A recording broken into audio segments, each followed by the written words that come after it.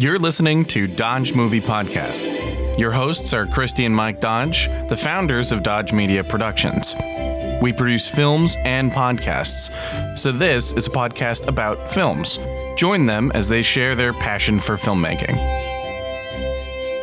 Welcome back, everybody, to Dodge Movie Podcast. This is episode 36 in our month of documentaries. I hope you loved the slow ride home that we did last week. It's one of our faves. And today we are doing a very true indie documentary. I discovered this documentary from taking a creative live class from Griffin Hammond, the director and writer. And he mentioned it and showed some of the footage. And he was talking about color correction and how he changed the color of this truck. And I was captivated by the images that he showed of all of the red jalapeno peppers that were in the back of this truck and how it was moving in. And I was like, I have to look up this film. And we are not huge Sriracha fans. Mike doesn't like most things spicy, but doesn't like Sriracha. And I can tolerate it a teeny tiny bit, but I love like the Sriracha mayo because it cuts it a little bit. But even though we aren't fans, I wanted to watch it. And then after watching it, I was like, oh, this should be one of our documentaries because it totally checks all of our boxes of loving indie films. And then Griffin did a Kickstarter for this. So that's very much in our wheelhouse, and shot it himself, edited it himself, took it to all the festivals. It's done great. And so I said, I think you should watch this. And he did. And I don't think he's sorry. Yeah. Oh, no, I'm not sorry at all. It was a good doc. Cool. So some of the stars are Randy Clemens, who wrote a book on Sriracha, Jordan Crowder. David Tran is the owner of Hui Fong, who makes Sriracha sauce. And so you find the whole history of the sauce, where the company got its name, where even Sriracha got his name, how it's made. It's a great documentary. Even, like I said, even if you don't eat it or care about it or enjoy it. The synopsis is Sriracha has earned a cult following, but the story of the spicy sauce is a mystery to most fans. Dedicated to Sriracha lovers, this documentary travels around the globe to reveal its origin and the man behind the iconic rooster sauce. The tagline is, the origin story of an iconic hot sauce is finally revealed. Mike, kick us off. What's the pickup line? I love that bold flavor. And I would say, we've already established I'm not a fan, but I wouldn't call the flavor bold. I mean, painful would be a word maybe, but hot would be the slightly nicer version of that. It's great because they kick it off kind of at like it was at the Taste of Chicago, we find out later, and they're talking to a bunch of people. Do you like it? What do you like it on? Everybody talks about, oh, I put it on everything. And Mike argues, then how do you taste everything? Right. Why bother? They even show a scene where somebody's putting it on an Oreo, which I listened to a little bit of the director's commentary that is available on YouTube. And Griffin says he loves watching that scene in a theater because all of the audience groans. He says it's so much more fun than kind of when people watch things by themselves. Huh. So at the very beginning, I realized, and I should have tried to figure it out. There's about 2 to 3 minutes. It feels very short, but I think it's actually quite long, where there is only soundtrack and you basically see the pickers, which Griffin explained in the commentary. He said that because of how the plants are laid out, that the first pass through has to be done by humans because the combine or whatever, the farm equipment, they'll crush some of the peppers if they try to get them all. So the first people to touch the peppers off the vine are human hands. They take it from basically, field to bottle, and you go through the whole process, them getting cleaned and them getting crushed up. And Griffin says you cannot stand in that warehouse where they're crushing them up. He says David Tran can, but he said he even had a mask on and his eyes were watering. Why would they do that to themselves? This makes no sense to me. People love the sauce. So anyway, and he says he's a huge fan, I knew you'd appreciate this, of how it's made. Oh, and so he purposely edited together that intro. He nailed it. Yeah, he did. And that kind of hooked me because I love how it's made. Yeah. So it takes it, I just think it's such a great sequence of shots, and they're so colorful with the red peppers against, there's a little bit of green on them and they're dusty at first. And then they go into these giant blue barrels, and then you've got the clear bottles with that bright green lid. It's a great, great, great sequence of shots. Then we learn about the company and how it got its name, and David Tran's story that he came over from Vietnam. I mean, it's the all-American story, right? Yeah. When I first started watching the film, in the first minute or two, I thought this was a film about the sauce. And then he goes into a period where he talks to people. And then I thought, okay, this is actually about nerds. But what it's really about is David Tran. Yeah. This is a documentary on David Tran, and it happens to cover a little bit of his product and the fans. But it's really about him, and it is the ultimate American dream story. You have a person who was, well, a person would call a Vietnamese person, but he was technically, I think, of Chinese descent, who made it to the U.S. and started with nothing and then built this just ridiculous empire. So that part I like. I just don't care for the product. Right. But And unfortunately, my first document that I was taking notes on disappeared, but it was something like 18,000 bottles an hour? or a day or something. But yeah, whatever number it is, it's ludicrous. And like 20 million. I mean, they've sold so much of this sauce. And Mike and I, that was probably one of our pauses, is we stopped and you were like, well, if you stop and think about it, any sushi restaurant, any Thai restaurant, any Vietnamese restaurant, it's like ketchup on a diner table. There's a bottle of Sriracha on every table. Which is great for David Tran and his family. It's fabulous for David Tran. But I just don't get it. It's like, yeah, I would like my scrambled eggs. And when you kick me in the testicles when I eat it, please, why would you ask for that? All right, everybody, write in and tell Mike why Sriracha is so yummy. I never got the garlic, I will say. Someone from the garlic capital of the world, they kept talking about how it was a sweet garlic sauce. Yeah, it's not. So, yeah. Now, I have to say, a couple of our loyal listeners, Ernie and Udo, both are familiar with the Aardvark hot sauce. Yes, from Portland, isn't it? Yeah, well, certainly popular with the hipsters around here, but they might have opinions on the Sriracha. I found out that the first R is silent. And of course, Ernie and Udo, you're welcome to call in. We'll set up a Zoom and record your commentary if you want to give us a breakdown of the Sriracha. And we found out that Sriracha is a name of a sauce that actually exists in Thailand, and this other woman came up with it. So it's kind of like if David Tran made a mustard, he just made his version of the mustard, just like we have beaver mustard and we have French's mustard, and, you know, different people they create their recipe on the Dijon mustard. Right. His is apparently competitively better than the others, but yeah. Yes. I mean, I think he hit the nail on the head because so many people like it. He must have done something right. To me, I think, and you brought this up as a condiment, that it's kind of like ketchup in that there were and still are gazillions of recipes for ketchup, but Heinz is the one that landed. Mm-hmm. That's what people think of. That's what they want. Mm-hmm. So you can have your, awesome artisanal, ketchup in the little pot, and people, they just want the Heinz. And I think it's the same thing with Sriracha. There are many hot sauces out there and people like them and they're all fine. But his seems to have kind of hit that mass market kind of like Heinz ketchup. Right. There's no way that this movie, I think, would have the visuals without the cooperation of the Hui Fong and David Tran company, because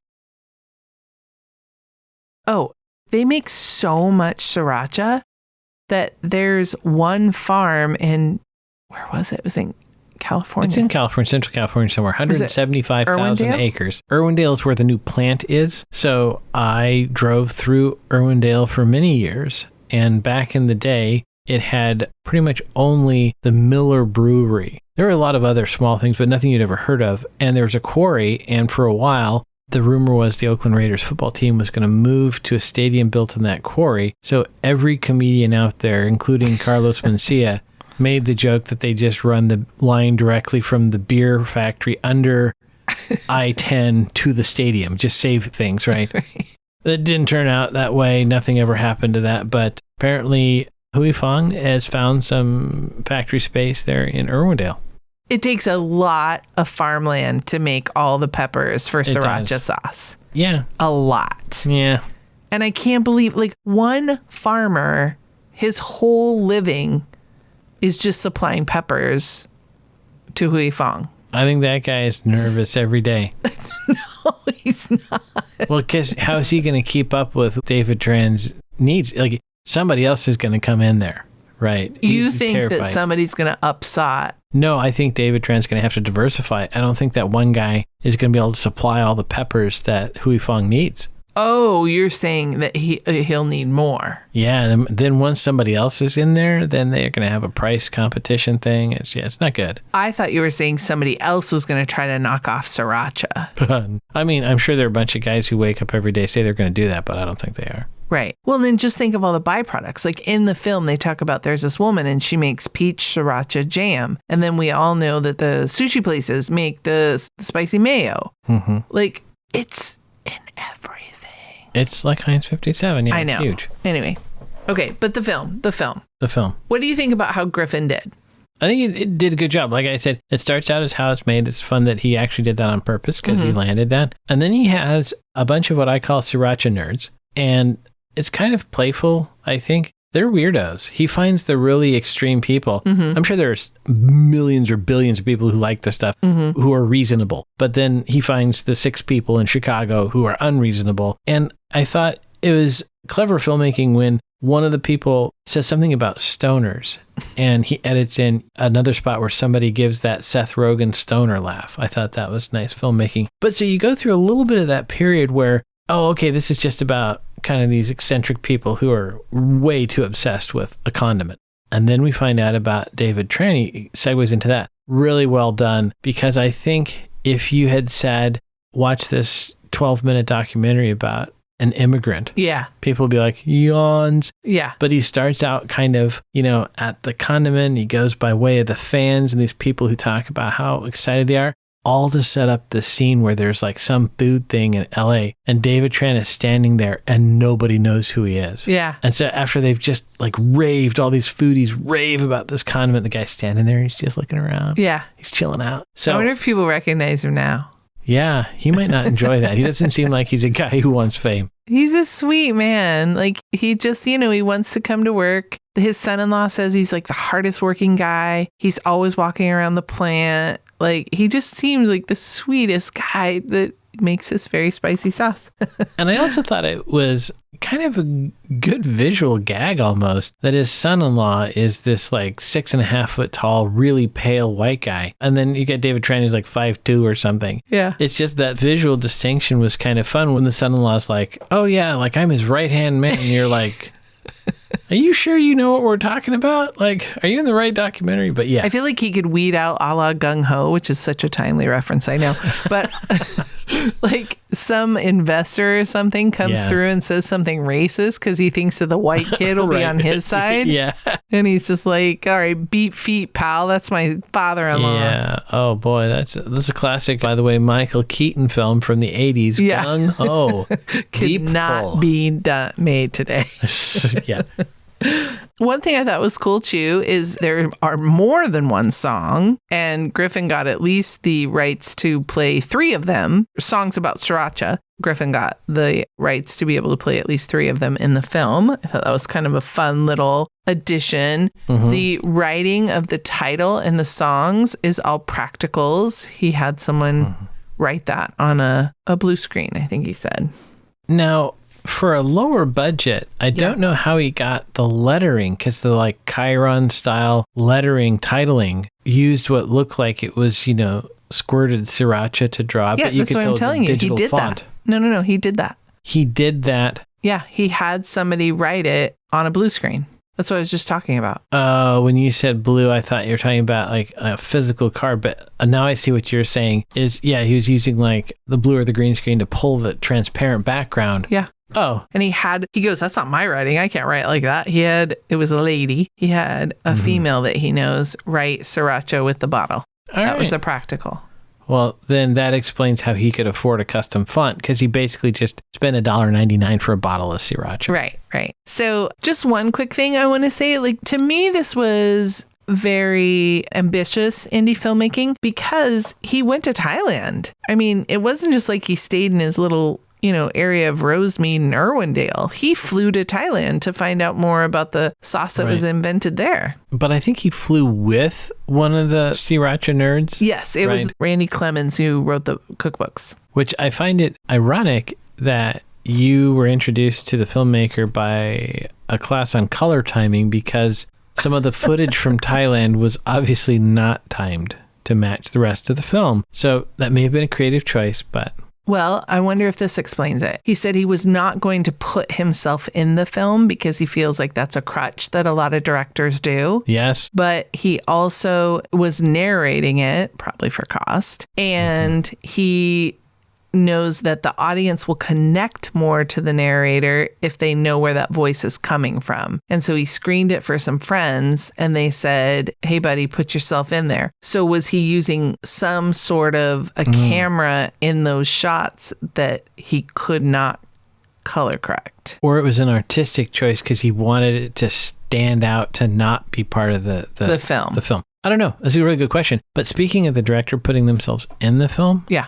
I think Hitchcock kind of did that. Yeah. Other people have too. But when you said that, I can see his perspective that to me, it might bump you and pull you out of the film. Right.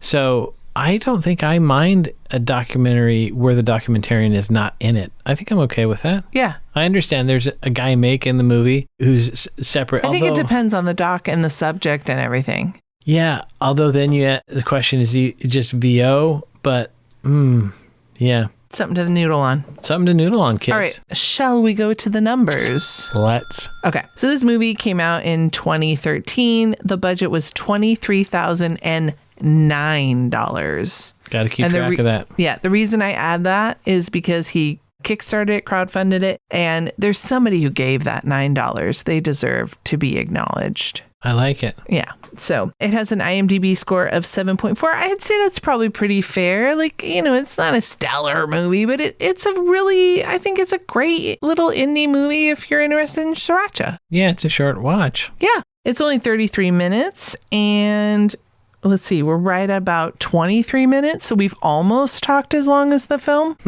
Yeah. But not quite. I could share maybe some trivia about Rosemead or something if you really want to pull it out. No, it's okay. We'll spare the audience. It's not rated. And like I said, it's a doc short biopic. I think that's it, folks. So go to srirachamovie.com and pay $2.99. I mean, it's less than a cup of coffee, the cliched comparison. Watch this. It's probably about the price of a bottle of Sriracha. It's more. Sriracha, David Tran said $1.99. I've seen it for more than that, though. Well, that's what he suggested retail price. Yeah, and MSRP. he said they purposely keep it low. So everybody can have it. But, somebody's going to charge more. Like, just how Safeway charges twice as much for Kraft macaroni and cheese as Walmart. Right. That's just pure profit. Right. I don't know if we're going to get in trouble that you said all those stores. Oops. You said Kraft, you said Safeway, and you said Winco. I was reporting. Those are all real things. In your opinion. Allegedly, that's how much it costs. Allegedly. Yeah. All right, everybody. Go check out this movie. It's really fun. You'll love David Tran's story. He's a very sweet Chinese man who came and has blessed the lives of so many with his red jalapeno pepper sauce. Mm-hmm. They could use more garlic and less jalapeno, in my opinion. Have a great week, everybody. Join us next week for the film The Dawn Wall. Go watch it right now on Apple TV if you missed it when it was on Netflix a few years ago. And don't ever forget, Dodgers never stop, and neither do the movies. Thanks for listening to Dodge Movie Podcast with Christy and Mike Dodge of Dodge Media Productions. To find out more about this podcast and what we do, go to dodgemediaproductions.com. Subscribe, share, leave a comment, and tell us what we should watch next. Dodges never stop, and neither do the movies.